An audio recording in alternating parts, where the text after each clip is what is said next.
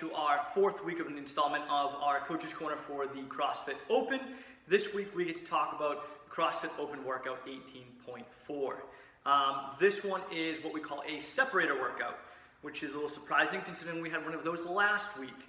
But we've got a couple new movements in here that are definitely going to help separate you from the pack, either in a good way or in a bad way.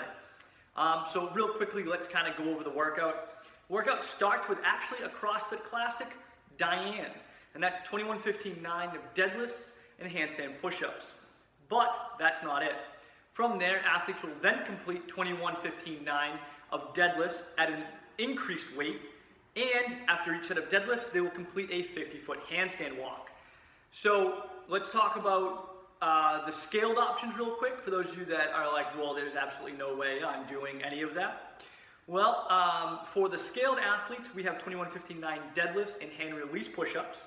And then the second half of their portion will be 21-15-9 increased weight on the deadlifts again, and this time followed by a 50-foot bear crawl. Again, another movement that we've never seen in the open.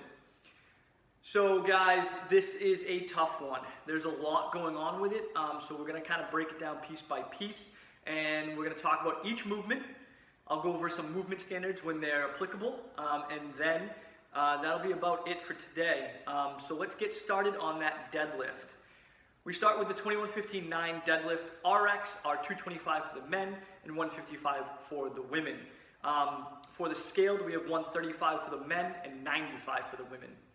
As far as this is concerned, guys, this is probably one of the easier aspects of the workout. So the round of 21, if you have to, break it up into 2 sets. The round of 15, try to go for 2 sets as well. And the last round, try to go unbroken. If we start talking about the second half of the deadlifts, that's a completely different story. At that point, we increase the weight and we go to 315 for the men and 205 for the women on the RX side, 185 for the men and 135 on the scaled side. That's really heavy. Just to take into consideration, right, we did 55 deadlifts at 225 last year for 17.4, and that gave a lot of athletes a lot of trouble. So not only do we have to do 45 reps of deadlift at that same weight as last year, but this time we are then going to combine that with an additional 45 reps at a much, much heavier weight.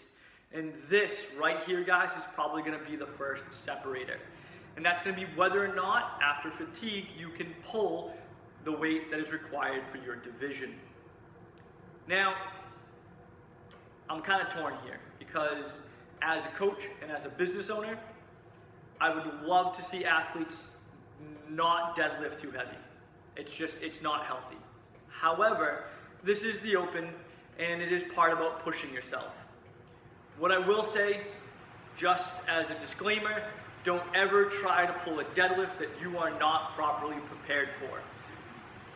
What could go wrong is just way too bad, and it's not worth it at all. So if you're one of those athletes that's like, I don't know if I can pull that weight, my recommendation, get through your DIANE as quickly as possible. Your tie break time is when you complete each set of deadlifts.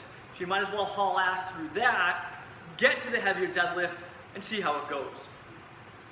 As far as the handstand push-ups are concerned, it's really tricky this year. There's a brand new standard for the actual line of measurement that your heels must cross.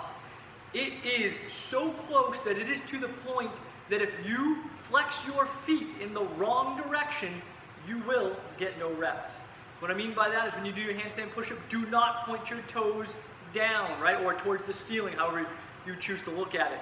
Instead, try pointing your toes towards your nose. It's going to be a huge difference and help you avoid a lot of no reps. So guys, be careful on those handstand push-ups. On the no reps, it is tricky. As far as breaking them up, first set probably again 2 sets. Second set maybe unbroken if you can go a little bit slower. Last set definitely go unbroken. Also with the handstand push-ups, make sure that you understand that the rep starts at the top with the arms extended and your heels over the line. Which means that when you kick up on the wall, if your judge does not see that criteria, you will get no reps, so be careful with that as well. And last but not least on the handstand push-up standard, make sure that your feet, your heels are on the wall at the end of the rep, or including the first rep. Because again, your heels must be on the wall and across the line for the rep to count. That is a big, big deal. So be careful with that and keep yourself prepared. From there, guys, the only other movement we have to talk about is the handstand walk. We've seen it in regionals. Some people thought it was going to show up in the open. We just didn't know when. And now it's here. So for those of you guys that have been practicing handstand walks because, well, you thought it was a good idea, congratulations, you were ahead of the curve. For those of you that haven't, it's okay. It may not be a big deal. We have a 9-minute cap in this workout, and honestly, for a lot of athletes, they're going to struggle to even get to the handstand walk. So even if you can get through the heavy deadlifts, you can then do the handstand walk. There are a few tricks to it. There are a few tips that I have that I'm going to go over right now. First and foremost, let's go over a couple of the important standards. Your hands, including your palms and fingers of both hands, must start behind the line in order for you to start that segment, which is different than what we've seen in regionals in past years. So be warned and be careful about that. Secondly, both hands, palms, and all fingers must cross over the line in order for that segment to count. However, there is no standard that says your feet must pass over the line. We'll get to that, why that's important in a second. So basically, guys, what that means is that if you fall or you come short of the 5-foot segment, you need to start back at the segment before.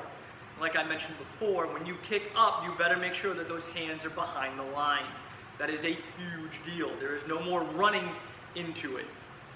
But in the regards to running, as I mentioned earlier, it does not say anything about your feet having to be over the line of the finished segment. What that means is that you can place your hands in front of the line that you're about to start and basically just try to run as fast as you humanly can on your hands to try to get to the next segment.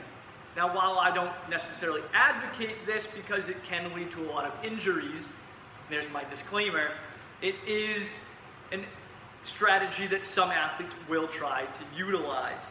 So, if you're not good at handstand walking, it might be worth a shot that if you get there, that's how you handle it. Kick up behind the line and run as fast as you humanly possibly can on your hands, trying to get past that segment. Honestly, I think a lot of people are going to get stuck at the heavier deadlift, and so what that means, guys, is honestly, burn it up on the first half on DIANE, because the heavy deadlift is going to be a huge separator for a lot of athletes. So just keep that in mind. But other than that, guys, that's really about it. It's a short workout at 9 minutes. Make sure you are aware of the movement standards. Break up the deadlifts in a smart and reasonable fashion. And be careful on those heavier deadlifts. I'm saying this as a coach. I'm saying this as a friend to many of you. It may not be worth it. If you can't do it, you can't do it. Get through the first half as quickly as possible and use your tie break time to help separate you from the rest of the pack. For those of you that get to the handstand walks or the bear crawl, oh, we didn't talk about the bear crawl. Let's do that real quick. The bear crawl standards, a little bit different than the handstand walking standards. However, real quick, the athlete's hands, palms, fingers must be flat on the ground at all times, and your hips must be above your head. In order to start the segment, your hands and fingers must be behind the line. In order to finish the segment, and here's the kicker, your hands, palms, fingers, and feet must cross over the 5-foot segment line in order for the rep to count.